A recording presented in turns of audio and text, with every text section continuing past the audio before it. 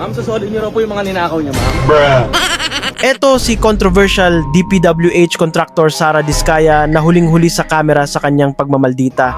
Tila nga may sakit na hindi lang pagiging adik sa bilyones na pera ang problema ng paboritong kontraktor ng Digongyo regime. Tila adik din siya sa pagmi-middle finger. Yep, asal DDS daw ang lola nyo. Paano ba naman kasi easily triggered si Sara? Kaya ayan. Happy, yes. Hindi lang once na nakuna ng mga kamera sa kanya ang kaka-middle finger. Ilang beses din. Eto nga, nauntog pa ang gaga. Ang bilis ng karma, kasing bilis ng kanyang pagkakulong kahapon sa city jail sa Lapu-Lapu City. Oh, di ba? Ang layo niyan from Pasig kaya good luck na lang sa kanya. Eto rin siya na nag-middle finger ulit sa harap ng mga media at vloggers na in search for viral clips talaga. Certified FU artist nga talaga ang gaga. At eto ang matindi.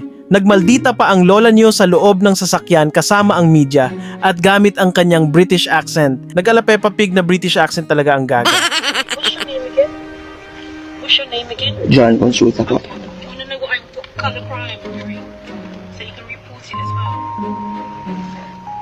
I just want to ask, ma'am, your thoughts about this. What do you think? I would love to hear from you, ma'am.